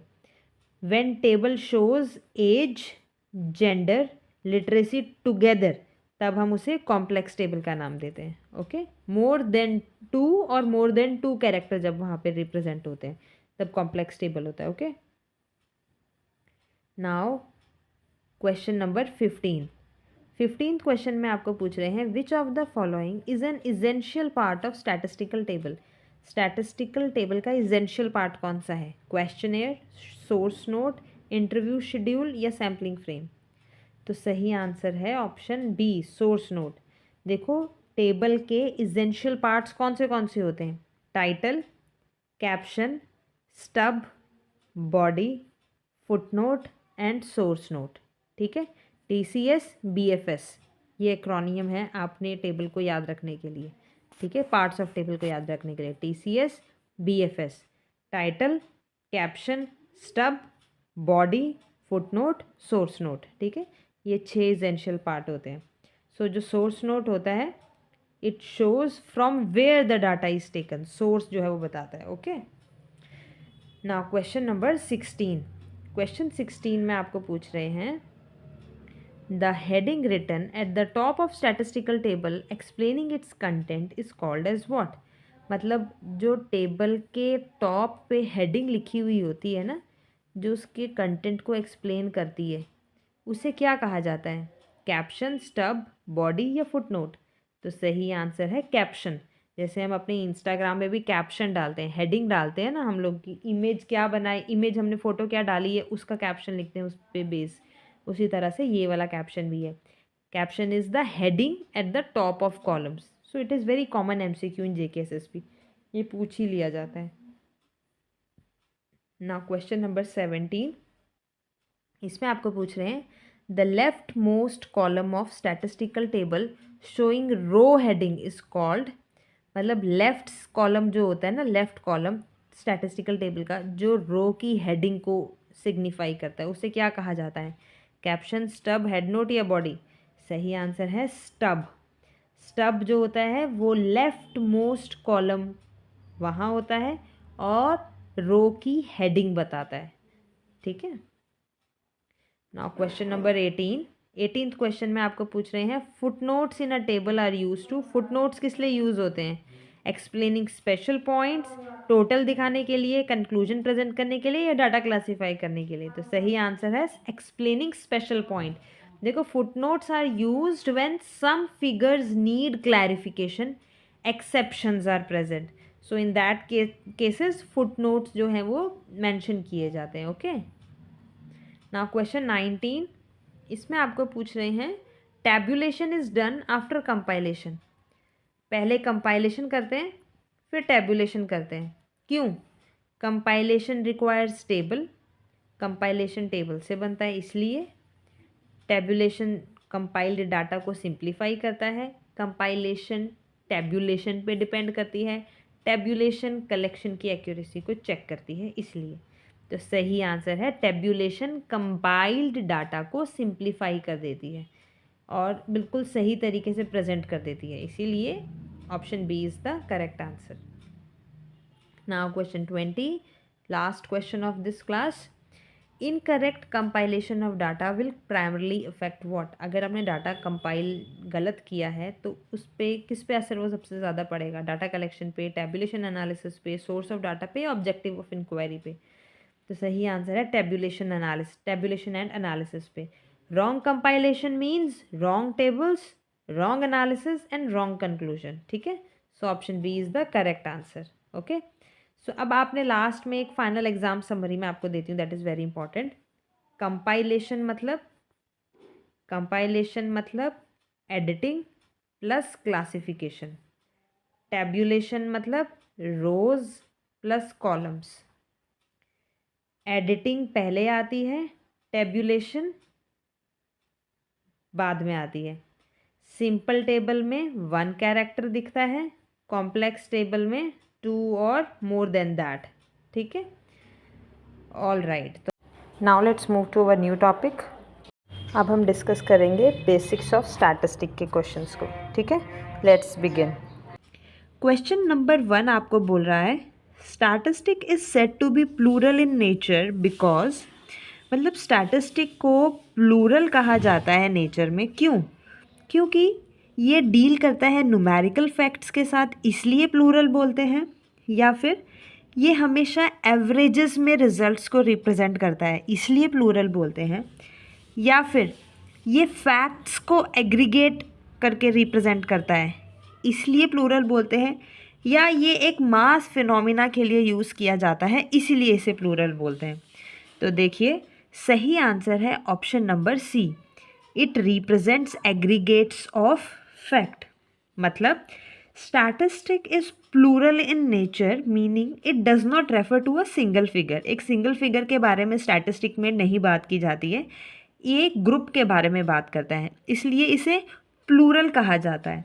ठीक है। फॉर एग्जाम्पल हम स्टैटिस्टिक में एक पर्सन की इनकम को कभी भी स्टडी नहीं करते हैं। स्टैटिस्टिक का मतलब income of all employees of a department. ठीक है। एग्रीगेट्स की बात करते हैं। Why? Because single figure can not show trends, relationship और जनरल बिहेवियर। एक फिगर से आप मास जो रिजल्ट्स हैं उनके बारे में, टॉपिक के बारे में डिस्कशन नहीं कर सकते हो। सो जो स्टैटिस्टिकल लॉज हैं वो सिर्फ तभी काम करते हैं जब हम लार्ज नंबर्स यानी कि एग्रीगेट्स के बारे में पढ़ाई करते हैं। ठीक है, ठीक है, इसलिए हमारा सही आंसर जो है ना वो रहेगा रिप्रेजेंट्स एग्रीगेट्स ऑफ फैक्ट्स। अब देखो ए ऑप्शन में आपको बोला है डील्स विद न्यूमेरिकल फैक्ट्स, तो सिर्फ न्यूमेरिकल डेटा जैसे आपको नंबर्स दे दिए 500, सिर्फ इससे कोई स्टैटिस्टिक का मीनिंग थोड़ी बनेगा, इसीलिए ये ऑप्शन आपका गलत है। फिर बोल रहे हैं it is always expressed in averages, तो देखो averages are not tool and not the nature of statistics. Averages are just tool, they are not the nature of statistics. So this statement is also not correct. फिर D में बोल रहे थे it use only for mass phenomena, तो although statement तो true है but it does not explain the plural nature of statistic. So इस वजह से ये जो ऑप्शन है ये आपका इनकरेक्ट हो जाता है। ठीक है, तो आपने याद रखनी है एक line, statistic deals with aggregates not individual facts. Okay, now question number 2, इसमें आपको पूछ रहे हैं which of the following characteristic is not essential for statistical data, मतलब कि इनमें से कौन से कैरेक्टरिस्टिक्स ऐसे हैं जो स्टैटिस्टिकल डेटा के लिए इसेंशियल नहीं है, ज़रूरी नहीं है। पहला है numerical expression collected for a definite purpose, accuracy up to the last decimal, affected by multiplicity of causes. So the correct answer is option number C, accuracy up to the last decimal. तो अब इसका reason समझो क्यों। देखो statistic accepts reasonable accuracy, mathematical exactness नहीं चाहिए होती है स्टैटिस्टिक में। जैसे कहीं पे जैसे अगर मान लीजिए मोदी जी ने कोई रैली निकाली तो हम वहाँ पर ऐसे थोड़ी बोलते हैं कि 5332 लोग आए थे, हम ऐसे नहीं, हम बोलते हैं हज़ारों की तादाद में लोग आए थे, है ना। तो इस बात से हमें क्या पता चलता है कि स्टैटिस्टिक में हमें बिल्कुल एक्यूरेट चीज़ें नहीं, हमें जो है ना एग्जैक्ट चीज़ें नहीं चाहिए होती है, मैथमेटिकल एग्जैक्टनेस ये नहीं चाहिए होती है, हम रीजनेबल एक्यूरेसी के ऊपर जाते हैं। जैसे हमने बोला हज़ारों की तादाद में भीड़ इकट्ठा हुई थी, जनता इकट्ठा हुई थी, तो हम ऐसी बात बोलते हैं स्टैटिस्टिक में। अब जैसे पॉपुलेशन है, तो हम बताएंगे कि भारत की कितनी पॉपुलेशन है, हम हमेशा अप्रॉक्सीमेट बताते हैं, हम एग्जैक्ट थोड़ी बताएंगे कि लास्ट में भी इतने इतने हैं बिल्कुल एग्जैक्ट। तो एग्जैक्टली चीज़ें स्टैटिस्टिक में नहीं चाहिए होती हैं। Statistic works with estimates, approximations and probabilities. ठीक है, सो absolute accuracy is not possible in social science, तो इसलिए सही आंसर जो है वो आपका बन रहा है option number C. Now question number 3, इसमें आपको पूछ रहे हैं द स्टेटमेंट दी हुई है, the statistics are numerically expressed facts affected by multiplicity of causes. मतलब ये जो स्टेटमेंट थी ना कि जो स्टैटिस्टिक्स है ये एक न्यूमेरिकली एक्सप्रेस्ड फैक्ट्स हैं जो अफेक्ट होते हैं मल्टीप्लिसिटी ऑफ कॉजेज़, मतलब बहुत सारे कारणों की वजह से कोई जो चीज़ है वो अक्कर होती है स्टैटिस्टिक में। तो ये स्टेटमेंट किसने दी थी आपने बताना, होरेस सेक्रिस्ट ने दी थी, एल बॉली ने दी थी, बॉडिंगटन ने दी थी, या फिर क्रॉक्सटन एंड कॉर्डन ने दी थी। तो सही आंसर है आपका ऑप्शन नंबर ए। इन्होंने मोस्ट एक्सेप्टेड मॉडर्न डेफिनेशन दी थी। मैं इनकी डेफिनेशन आपको बोल के बताती हूँ। Statistics are aggregates of facts affected by multiplicity of causes, numerically expressed, enumerated or estimated according to reasonable standards of accuracy, collected in a systematic manner for a predetermined purpose and placed in relation to each other. So you can also write it down, तभी मैंने slowly definition बोली। सो ये definition इन्होंने दी थी और ये most accepted थी और मॉडर्न डेफिनेशन के अंडर आती है, क्योंकि इनके द्वारा जो दी गई डेफिनेशन थी उस डेफिनेशन ने स्टैटिस्टिक के जितने भी कैरेक्टर्स हैं सब कुछ बता दिए थे कि स्टैटिस्टिक एग्रीगेट्स भी है, न्यूमेरिकली एक्सप्रेस भी होती है, एक्यूरेसी भी होती है, एक पर्पस होता है कलेक्शन का, सिस्टमेटिक कलेक्शन होता है, कंपैरिजन भी पॉसिबल होता है ना। तो इसीलिए सही आंसर रहेगा आपका option number A. Now question number 4, इसमें आपको पूछ रहे हैं in statistic and individual item of population is known as what? Statistic में जो इंडिविजुअल आइटम होती है ना पॉपुलेशन की, उसे क्या कहा जाता है? वेरिएबल, एट्रीब्यूट, यूनिट या सीरीज? तो सही आंसर है आपके पास ऑप्शन नंबर सी, यूनिट। क्यों, अब समझो। अ statistical unit is the smallest individual entity about which information is collected। मतलब ये जो स्टैटिस्टिक में ये जो यूनिट टर्म है ना, ये एक स्मॉलेस्ट इंडिविजुअल एंटिटी होती है जो आप इंफॉर्मेशन कलेक्ट करने जा रहे हो। ठीक है, मैं बीच बीच में डेफिनेशंस भी बोलती रहूँगी और स्लोली बोलूँगी। So if in case you want to write it down you can do it, क्योंकि कई बार डेफिनेशंस में से भी क्वेश्चन पूछे जा सकते हैं। ठीक है, तो यूनिट जो है ना, वो स्टैटिस्टिक में इंडिविजुअल आइटम जो होती है ना, उसे यूनिट कहा जाता है। ठीक है, जैसे 1 स्टूडेंट, 1 हाउस होल्ड, 1 एम्प्लॉई, इसे यूनिट कहा जाता है। बिना यूनिट के डेटा कलेक्शन जो है इम्पॉसिबल है। ठीक है, तो इसलिए सही आंसर आया आपका ऑप्शन नंबर सी, यूनिट। आपने याद रखना है, देखो सबसे पहले हमारे पास यूनिट होती है स्टैटिस्टिक में, यूनिट से हमारे पास बनता है डेटा, डेटा से हम उसके क्या करते हैं, क्लासिफिकेशन करते हैं, फिर क्लासीफाई करने के बाद हम उस डेटा को एनालाइज करते हैं। तो ये प्रोसेस होती है स्टैटिस्टिक में। ओके, नाउ क्वेश्चन नंबर 5, इसमें आपको पूछ रहे हैं which of the following data can be meaningfully ranked but not measured? मतलब इनमें से ऐसा कौन सा डेटा है जिसको हम रैंक कर सकते हैं बट मेजर नहीं कर सकते हैं? Quantitative data, discrete data, continuous data या क्वालिटेटिव डेटा? तो सही आंसर है option number D, qualitative data. Qualitative data किस शब्द से बना है? क्वालिटी। क्वालिटी को कोई मेजर नहीं किया जा सकता है, उसको सिर्फ रैंक किया जा सकता है, क्योंकि क्वालिटी जो है किसी की भी हम न्यूमेरिकली उसे मेजर नहीं कर सकते हैं। अगर कोई बहुत अच्छा है तो हम उसको थोड़ी बोल सकते हैं कि वो 5% अच्छा है या 7% अच्छा है। अच्छा है तो अच्छा है, it is a nature, this can not be measured in numbers, है ना। अगर कोई इंसान इंटेलिजेंट है, ऑनेस्ट है, या हमने किसी की पॉवर्टी बतानी है तो उसको हम लोग इस तरह से नंबर्स में से नहीं बता सकते हैं। ठीक है, इफ़ देखो अब आप सिर्फ ये कह सकते हो कि ही इज़ मोर इंटेलिजेंट या he is less intelligent, but आप ये नहीं कह सकते कि उसकी इंटेलिजेंस ना 75 यूनिट्स है। तो इसीलिए qualitative data is one of the thing जिसको आप मेजर नहीं कर सकते हो बट उसको रैंक कर सकते हो। ठीक है, ये जो क्वांटिटेटिव डेटा है ये तो मेजर किया जा सकता है, डिस्क्रीट डेटा भी न्यूमेरिकल डेटा होता है, कंटिन्यूअस डेटा भी न्यूमेरिकल डेटा होता है। तो बस क्वालिटेटिव डेटा ही होता है जिसमें सिर्फ रैंकिंग पॉसिबल है, मेजरमेंट पॉसिबल नहीं है। ठीक है, so you need to remember if measurement is impossible then it means data is qualitative. Okay, now question number 6, इसमें आपको पूछ रहे हैं a series in which both the individual units and their frequencies are given is called what? मतलब एक ऐसी series जिसमें individual value और फ्रीक्वेंसी दोनों दी हुई है, तो उस सीरीज़ को हम क्या कहते हैं? Individual series, discrete series, continuous series या क्यूमुलेटिव सीरीज़? तो सही आंसर है आपका option number B, discrete series. Discrete series वो होती है जिसमें होती है आपकी इंडिविजुअल वैल्यू, एक्स की वैल्यू, और सामने दी होती है उसकी फ्रीक्वेंसीज़। ठीक है, जैसे मान लो नंबर ऑफ़ स्टूडेंट्स 1 2 5 ये दिया है, और नंबर ऑफ़ फैमिलीज़ 5 10 एंड 7, इस तरह से।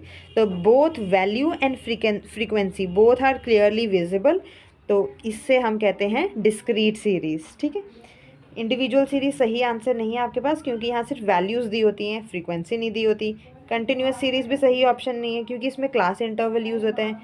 कम्युलेटिव सीरीज़ भी सही आंसर नहीं है, क्योंकि ये फ्रीक्वेंसीज होती हैं, रॉ डेटा नहीं होता आपके पास। So correct answer will be discrete series, क्योंकि यहाँ पर आपके पास ये रही वैल्यू और ये रही उनकी frequency, both are given. Okay, now question number 7, इसमें आपको पूछ रहे हैं if the class intervals in a frequency distribution overlap the distribution is said to be what?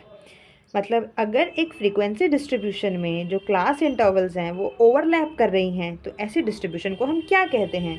Inclusive, exclusive, open and या डिफेक्टिव, क्या बोलते हैं? तो सही आंसर है ऑप्शन नंबर डी, डिफेक्टिव। देखो, अब फ्रीक्वेंसी डिस्ट्रीब्यूशन बिकम्स डिफेक्टिव कब होती है? वो डिफेक्टिव फ्रीक्वेंसी डिस्ट्रीब्यूशन जब उसकी क्लास इंटरवल्स ओवरलैप करती हैं, बाउंड्रीज अनक्लियर होती हैं, डेटा को प्रॉपरली क्लासीफाई नहीं किया जा सकता, फॉर एग्ज़ाम्पल आपके पास जो सही जो है ना वो होता है जैसे 10 से लेकर के 20 इस तरह से। अब 18 to 25 इसमें ओवरलैपिंग हो सकती है, ठीक है। तो ओवरलैपिंग से क्या होता है, कन्फ्यूजन होता है, तो इसीलिए इसे डिफेक्टिव डिस्ट्रीब्यूशन कहा जाता है। सही आंसर रहेगा आपका option number D. Okay, now question number 8, इसमें आपको पूछ रहे हैं which of the following is an example of secondary data. इनमें से कौन सा सेकेंडरी डेटा का एक एग्जाम्पल है। Census of Indian report, data collected through questionnaire, personal interview schedules या field service conducted by researchers. तो सही आंसर आपका रहेगा option number A, census of India report. देखो सेकेंडरी डेटा होता क्या है, पहले आपको ये पता होना चाहिए। सेकेंडरी डेटा का मतलब वो डेटा जो ऑलरेडी किसी और ने किसी और पर्पस से किसी और ने कलेक्ट करके रखा हुआ था, और यूज़ कौन कर रहा था उसको, इन्वेस्टिगेटर, उसे कहते हैं सेकेंडरी डेटा, ठीक है। अब जैसे सेंसस का डेटा है वो कलेक्ट कौन करता है, गवर्नमेंट, ऑफिशियली पब्लिश किया जाता है, और बाद में उस डेटा को रिसर्चर्स यूज़ करते हैं अलग अलग या रिसर्चेस को रिप्रेजेंट करने के लिए, एनालिसिस देने के लिए। So you need to remember census मतलब सेकेंडरी डेटा, ठीक है। ये जो अब ये जो पूछा ना, डेटा कलेक्टेड थ्रू क्वेश्चनेयर्स, ये प्राइमरी डेटा होता है, क्योंकि खुद आपको 1 to 1 जाकर के इन्फॉर्मेशन कलेक्ट करनी पड़ती है। Personal interview schedules are also primary data, field service conducted by researcher is also primary data. So you need to remember the golden rule. If अगर आप फर्स्ट टाइम कलेक्शन कर रहे हो तो वो होता है प्राइमरी डेटा, और अगर आपने वो डेटा ऑलरेडी कलेक्ट करके रखा हुआ है फिर आप उसमें से यूज़ कर रहे हो उसको, वो होता है सेकेंडरी डेटा, ठीक है। नाउ क्वेश्चन नंबर 9, इसमें आपको पूछ रहे हैं the main objective of classification of data is to, मतलब ये जो आपका क्लासिफिकेशन ऑफ डेटा है इसका मेन ऑब्जेक्टिव क्या है, एरर्स को एलिमिनेट करना, कॉम्प्लेक्स डेटा को सिंप्लीफाई करना, एक्यूरेसी इंक्रीज करना, या बायसनेस को अवॉइड करना। तो सही आंसर है कॉम्प्लेक्स डाटा को सिंप्लीफाई करना। यही एक क्लासिफिकेशन का सबसे बड़ा एजेंडा होता है। देखो क्लासिफिकेशन ऑफ डाटा का मतलब क्या होता है, क्लासिफिकेशन मतलब जो एक जैसी चीज़ें हैं उनको एक साथ ग्रुप कर देना। इससे क्या होता है, जो हमारा रॉ डाटा है वो अंडरस्टैंडेबल हो जाता है। रॉ डाटा बेसिकली होता है कंफ्यूजिंग, जब आप उसे क्लासीफाई कर लेते हो तो वो फिर मीनिंगफुल बन जाता है। बिना क्लासिफिकेशन के ना जो एनालिसिस है ना ये मुश्किल हो जाता है, ठीक है। इसीलिए सही आंसर रहेगा आपका option number B. Now question number 10, इसमें आपको पूछ रहे हैं time series data are classified on the basis of what. ये जो टाइम सीरीज डाटा है वो किस बेसिस पे क्लासीफाई करते हैं, प्लेस के बेसिस पे, मैग्नीट्यूड, टाइम, या एट्रीब्यूट के बेसिस पे। तो सही आंसर है ऑप्शन नंबर सी, टाइम के आधार पर टाइम सीरीज डाटा जो है वो क्लासीफाई किया जाता है। जो टाइम सीरीज डाटा है वो क्या दिखाता है, changes over time, trends, seasonal variation, cyclic changes, ठीक है। जैसे कि टाइम सीरीज डाटा का एक एग्जांपल मैं देती हूँ, जैसे आपको बोला जाएगा सेल्स फ्रॉम 2015 से 25 तक, तो ये है एक आपका टाइम सीरीज डेटा, क्योंकि आपने एक टाइम स्टैम्प को यूज़ किया है यहाँ पे, ठीक है। तो जो ये जो प्लेस जो है इसे स्पैटियल डेटा कहते हैं, मैग्नीट्यूड जो है इसे क्वांटिटेटिव क्लासिफिकेशन कहते हैं, एट्रीब्यूट जो है इसे क्वालिटेटिव क्लासिफिकेशन कहते हैं। इसलिए आंसर सही है जो ऑप्शन नंबर सी है। ओके, नाउ क्वेश्चन नंबर 11, इसमें आपको पूछ रहे हैं which of the following method of data collection is most suitable when the population is small and scattered. मतलब जब आपके पास पॉपुलेशन छोटी है और बिखरी हुई है तो कौन सा डेटा कलेक्शन का मेथड सबसे सही रहता है, census, sampling, indirect oral investigation, या मैकेनिकल ऑब्जर्वेशन। कौन सा तरीका सही है जब पॉपुलेशन स्मॉल एंड स्कैटर्ड है। तो सही आंसर है option number C, indirect oral investigation. देखो क्यों, पॉपुलेशन स्मॉल है, लोग बिखरे हुए हैं, और डायरेक्ट कांटेक्ट जो है वो डिफ़िकल्ट है, इसीलिए इनडायरेक्ट ओरल इन्वेस्टिगेशन को प्रेफर किया जाता है। जैसे कि studying corruption, studying black marketing, sensitive social issues, इन सब चीज़ों में इन्वेस्टिगेटर डेटा कलेक्ट करता है फ्रॉम एक्सपर्ट्स या विटनेस, चश्मदीदों से जो इंफॉर्मेशन है वो कलेक्ट की जाती है, रिस्पोंडेंट्स से नहीं, ठीक है। तो सही आंसर रहेगा option number C. Now question number 12, इसमें आपको पूछ रहे हैं an open end class is one. एक ओपन एंड क्लास कौन सी होती है, in which both limits are given, in which one or both limits are missing, which has equal class intervals, या which contains maximum frequencies. कौन सी होती है ओपन एंड क्लास? देखो, ओपन एंड क्लास वो होती है जिसकी लोअर लिमिट मिसिंग होती है, मतलब आपको ऐसे दिया हुआ होता है बिलो 10, 50 एंड अबव, ऐसी होती है ओपन एंड क्लास। ठीक है, तो इसमें क्या होता है आपके पास, वन और बोथ लिमिट आर मिसिंग, या एक या दोनों की दोनों मिसिंग होती हैं। ठीक है, सही आंसर ऑप्शन नंबर बी है। नाउ क्वेश्चन नंबर 13, इसमें आपको पूछ रहे हैं statistic becomes misleading when. Statistic आपकी मिसलीडिंग कब हो जाती है, ये बताना है आपने। स्टैटिस्टिक आपका मिसलीडिंग कब हो जाता है? जब डेटा क्लासिफाइड होता है, एवरेज्ड होता है, डेटा को इनकम्प्लीट या बायस्ड बनाया जाता है, या डेटा जब आपका टैब्यूलेटेड होता है। किस केसेस में मिसलीडिंग होता है? तो देखो, सही आंसर है डेटा आर इनकम्प्लीट और बायस्ड। देखो, स्टैटिस्टिक्स एक टूल है, ट्रुथ नहीं है। So if data is biased, data is incomplete, wrong methods are use, so result becomes misleading. So एक फेमस कोट है, statistic can be made to prove anything. अब ये उसके ऊपर है कि ये किसके हाथ में है ये डेटा। वो चाहे तो वो उसको एक प्रेजेंटेबल चीज़ में भी प्रेजेंट कर सकता है, और अगर चाहे तो वो उसे बायस भी बना सकता है। ठीक है, तो सही आंसर रहेगा ऑप्शन नंबर सी। फिर 14th क्वेश्चन में आपको पूछा गया है which of the following is not a function of statistic. इनमें से कौन सा स्टैटिस्टिक का फंक्शन नहीं है? Condensation of data, comparison of data, prediction of future, या डिसीजन मेकिंग। तो सही आंसर है option number C, prediction of future. देखो, statistic helps in estimation, helps in forecasting, but it can not predict the future with certainty. Prediction is probable not definite. ठीक है, इसीलिए सही answer जो रहेगा वो प्रिडिक्शन ऑफ फ्यूचर रहेगा, क्योंकि स्टैटिस्टिक प्रिडिक्ट नहीं कर सकता है फ्यूचर को। फिर क्वेश्चन नंबर 15, इसमें आपको पूछ रहे हैं the chief drawback of statistic is that. सबसे बड़ा ड्रॉबैक स्टैटिस्टिक का क्या है? कि it deal with numbers only, ये सिर्फ नंबर्स में डील करता है, कंपैरिजन में यूज़ नहीं होता, इंडिविजुअल डिटेल्स को इग्नोर करता है, और इनकैपेबल है एनालिसिस के लिए। तो सही आंसर जो है वो है आपका option number C, ignores individual details. देखो, जैसा कि हमने वीडियो के स्टार्टिंग में भी पढ़ा कि स्टैटिस्टिक इंडिविजुअल नंबर से नहीं बनता है, इंडिविजुअल डेटा से स्टैटिस्टिक नहीं बनता है। स्टैटिस्टिक इसमें डील करता है ग्रुप्स में, एवरेजेस में, एग्रीगेट्स में। इंडिविजुअल्स को ये फोकस ही नहीं करता है। देखो, फॉर एग्जांपल, अगर एवरेज इनकम 30,000 है तो it does not tell who earns 5,000 और 1 लाख। ये इसने सिर्फ एवरेज बताया कि 30,000 जो है एवरेज इनकम है। ठीक है, तो सही answer will be option number C. Now question number 16, इसमें आपको पूछ रहे हैं in statistical investigation the first step is. Statistical investigation के दौरान पहला स्टेप क्या है? डेटा की कलेक्शन, उसकी एडिटिंग, प्लानिंग ऑफ इंक्वायरी, या फिर एनालिसिस ऑफ डेटा। तो सही आंसर है option number C, planning of inquiry. देखो, every statistical investigation follows a logical sequence. जो भी स्टैटिस्टिकल इन्वेस्टिगेशन होती है वो एक सीक्वेंस को फॉलो करती है। सबसे पहले क्या होता है? प्लानिंग ऑफ इंक्वायरी, फिर आता है कलेक्शन ऑफ डेटा, फिर आता है एडिटिंग एंड क्लासिफिकेशन, फिर टैब्यूलेशन, फिर एनालिसिस, और फिर interpretation. So if planning is weak the entire study will fail no matter how good the data is. So planning includes what? Planning में आता है objective, scope, method of collection, sources of data, and degree of accuracy.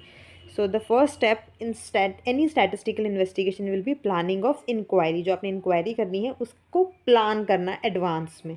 ठीक है, ये जो collection of data है ये तो प्लानिंग के बाद आता है, एडिटिंग ऑफ डेटा कलेक्शन के बाद होती है, और एनालिसिस ऑफ डेटा ये एंड के दौरान में होता है। ठीक है, नाउ क्वेश्चन नंबर 17, इसमें आपको पूछ रहे हैं अ frequency distribution where class interval are unequal is known as what.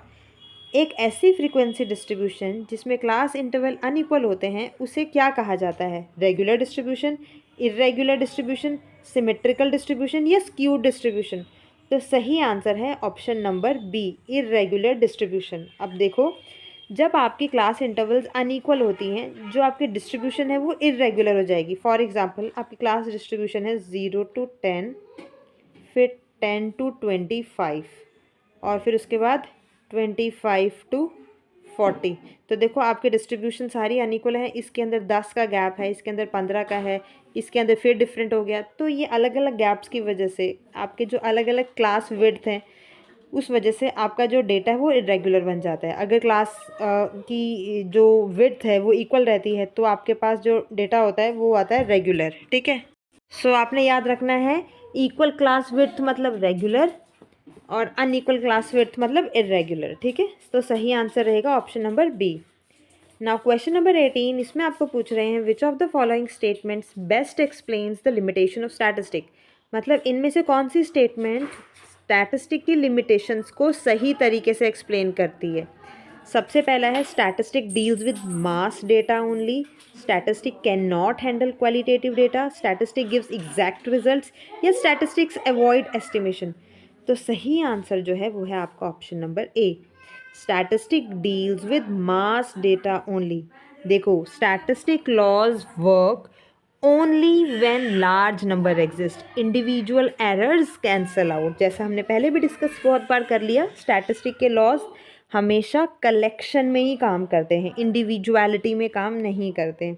Single cases में स्टैटिस्टिक फेल कर जाती है। हम एक पर्सन की इनकम को जानने में कोई इंटरेस्ट नहीं दिखाते, हम 10,000 लोगों की इनकम को जानने में ज़्यादा इंटरेस्ट दिखाते हैं। ठीक है, तो सही आंसर आपका रहेगा ऑप्शन नंबर ए। आपने याद रखना है statistic is the science of large numbers. Okay, now question number 19, इसमें आपको पूछ रहे हैं data collected for the first time by the investigator himself is known as what. जब इन्वेस्टिगेटर डेटा को कलेक्ट करता है पहली बार और वो भी खुद, तो उसे क्या कहते हैं, secondary data, primary data, official data या पब्लिश डेटा। तो सही आंसर है option number B, primary data. Primary data वो डेटा होता है जो फर्स्ट हैंड कलेक्ट किया जाता है, पहली बार कलेक्ट किया जाता है और नेचर उसका क्या होता है, बिल्कुल original. For example surveys, interviews, questionnaire. तो प्राइमरी डाटा ज़्यादा रिलायबल होता है, हाँ पर कॉस्टली होता है वो। ठीक है, तो सही आंसर है प्राइमरी डेटा। अब हम बढ़ते हैं हमारे इस सेशन के आखिरी क्वेश्चन की तरफ। इसमें आपको पूछ रहे हैं which of the following is most suitable for presenting large data in a summarised form. मतलब इनमें से किसको हम यूज़ करते हैं जब हमने लार्ज डेटा को प्रेजेंट करना है समराइज्ड फॉर्म में, रॉ डेटा, क्लासिफिकेशन, टेबुलेशन या फिर क्वेश्चनेयर। तो सही आंसर है आपका ऑप्शन नंबर सी, जो कि है टैब्यूलेशन। टैब्यूलेशन का मतलब डेटा को आप रोज़ एंड कॉलम्स टेबल बना के प्रेजेंट करते हो। इससे क्या होता है, स्पेस बचती है, कंपैरिजन आसान होता है और ये ना एनालिसिस के लिए एक बेस तैयार करता है। ठीक है, तो ये एक बेस्ट मेथड है लार्ज डेटा को क्लियरली समराइज करने का। ओके, रॉ डाटा सही आंसर नहीं है, ये तो अनऑर्गेनाइज होता है। क्लासिफिकेशन डेटा को ग्रुप करता है, प्रेजेंट नहीं करता। क्वेश्चनेयर तो एक टूल है कलेक्शन का। ठीक है, आपने याद रखना है analysis begins where tabulation and. जहाँ टैब्यूलेशन ख़त्म हुई वहाँ एनालिसिस शुरू हो जाएगा। ठीक है, तो ये थी आज की क्वेश्चन सारे। अगर आपको कोई स्पेसिफिक डाउट है तो कमेंट ज़रूर करना। हम मिलते हैं अगली वीडियो में एक नए टॉपिक के साथ। Till then take care and happy learning.